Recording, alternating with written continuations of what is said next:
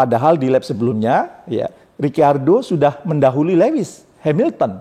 Namun karena tim pit stop yang lambat, tidak siap mengganti ban, sehingga saat kembali ke trek balapan, dia telah berada di belakang Lewis Hamilton. Sinergi tim yang tidak padu menyebabkan kekalahan dalam ajang balapan.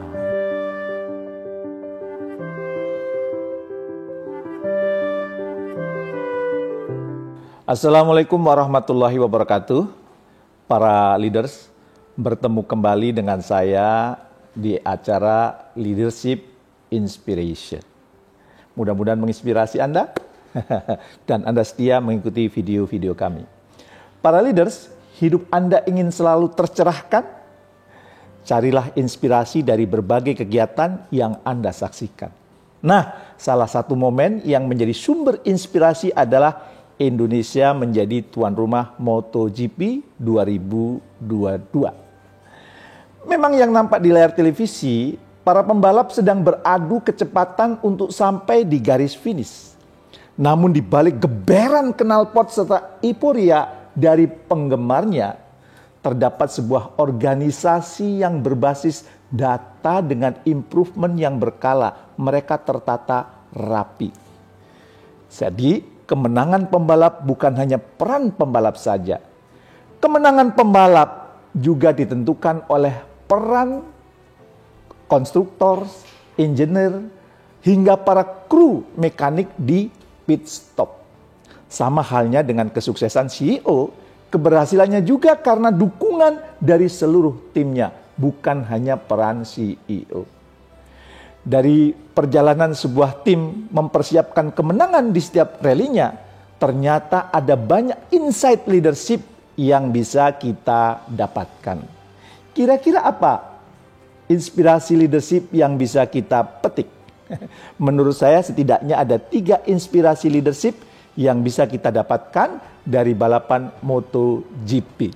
Nah, sebelum saya lanjutkan, jangan lupa subscribe, tekan tombol lonceng, dan share video ini ke banyak orang. Berbagi inspirasi adalah amal soleh yang pahalanya terus mengalir tiada henti selama inspirasi itu masih terus menyebar. Nah, kembali ke 3 inspirasi leadership yang saya dapatkan dari MotoGP, ya, yang ingin saya bagikan kepada Anda. Yang pertama adalah sinergi. Dalam arena balap berlaku hukum win together, lose together. Seorang pembalap yang sukses, ya, itu karena peran banyak. Pembalapnya gagal, timnya juga gagal. Ada peran coach di situ, engineer, serta mekanik dalam timnya. Ya. Semua individu dalam tim ikut berkontribusi untuk satu tujuan, yaitu kemenangan. Apabila kita melihat kendaraan-kendaraan mulai mengarah ke pit stop, kita bisa melihat setiap individu yang ada di pit stop juga mulai bergerak dengan cepat mempersiapkan semua kebutuhan. Tentunya kebutuhan siapa? Pembalap, ya. Kalau bisnis kebutuhan CEO, ya. Sehingga saat kendaraan telah sampai, mereka semua langsung bekerja layaknya sebuah simfoni yang indah.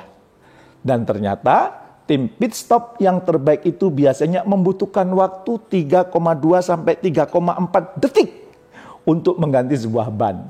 Coba kita bayangkan, jika terjadi satu kesalahan saja, salah seorang anggota pit stop, ada yang salah pasang baut, atau tim pit stop tidak bekerja dengan koheren, maka hasilnya pasti akan mempengaruhi hasil akhir. Pembalapnya bisa kalah telak, gitu ya. Seperti contoh di ajang balap mobil Formula 1, ya, pembalap Red Bull, yaitu Daniel Ricciardo, ya, gagal menjuari Formula 1, ya, di Monaco karena tim pit stop tidak siap dan bekerja dengan lambat. Padahal di lap sebelumnya, ya, Ricciardo sudah mendahului Lewis Hamilton. Namun karena tim pit stop yang lambat, tidak siap mengganti ban, sehingga saat kembali ke trek balapan, dia telah berada di belakang Lewis Hamilton. Sinergi tim yang tidak padu menyebabkan kekalahan dalam ajang balapan. Ya, berarti penting ya untuk terjadi sinergi. Begitu pula dalam perusahaan, tim yang solid dan saling mendukung menjadi modal kemenangan. Kemenangan dalam kompetisi bisnis. Sebaliknya, bila terjadi silo, egosentris, dan tidak terjadi sinergi, maka kekalahan perusahaan tinggal menunggu waktu. Bisa bangkrut, bisa tersalib oleh perusahaan yang baru sekalipun. Yang kedua, inspirasi yang kita dapat, kejar kemenangan dengan modal data dan strategi. Kenapa data dan strategi? Karena data tanpa strategi seperti berjalan tanpa kompas. Sedangkan strategi yang tidak didasari data hanyalah sebuah ilusi.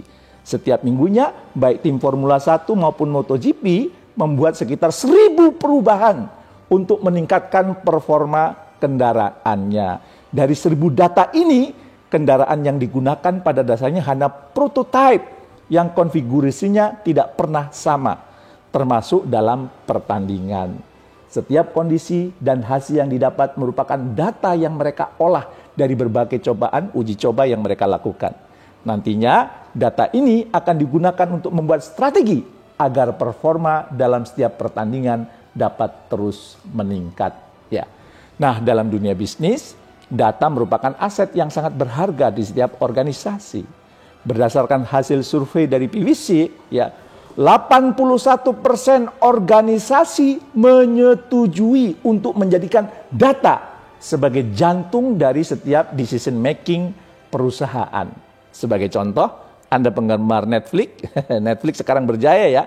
Ternyata Netflix berhasil mengumpulkan dan menganalisa data customernya untuk melihat film-film dan pertunjukan yang sedang populer. Dengan menggunakan strategi yang berbasis data driven ini, ternyata Netflix berhasil meningkatkan nilai bisnisnya melebihi 50 juta dolar selama tahun 2020 saja, berbasis data. Yang ketiga, fokus terhadap target jangka panjang. Seorang pembalap sejati akan melihat targetnya sejauh mungkin yang ia bisa. Ia tidak akan terganggu dengan insiden yang dilewatinya dan tetap berada di jalurnya, di jalur balapan. Ia juga akan tenang dan tidak mudah puas dengan hanya melewati satu persatu lawannya. Karena target yang sesungguhnya bukanlah melewati lawan di depan kendaraannya, melainkan kemenangan di garis finish. Dia fokus pada garis finish, bukan hal-hal yang kecil-kecil. Sama halnya dalam berbisnis, Anda harus membuka mata selebar-lebarnya. Belajarlah menggunakan penglihatan Anda untuk melihat jauh ke depan. Tugas Anda adalah untuk melihat jauh ke depan, dapatkan saran dan masukan sebanyak-banyaknya dari tim Anda, dan jaga fokus tim Anda untuk pencapaian visi tim Anda, visi perusahaan Anda ke depan, tidak terganggu dengan tumbangnya beberapa bisnis di sekitar Anda. Anda terus melaju, berjuang mewujudkan visi perusahaan, fokus pada garis finish, fokus pada jangka panjang. MotoGP telah menginspirasi kita agar dalam memimpin kita perlu fokus terhadap visi dan tujuan tim atau perusahaan kita, mengharmonisasikan anggota tim agar dapat bersinergi satu dengan yang lain, serta menggunakan data dalam menyusun strategi bisnis. Apabila ketiga hal tersebut kita lakukan, bersiaplah untuk tampil di podium kemenangan. Dan setelah menang, jangan berpuas diri. Teruslah bersiap dalam balapan selanjutnya. Balapan masih panjang para leaders. Nah, itu 3 inspirasi yang saya dapatkan.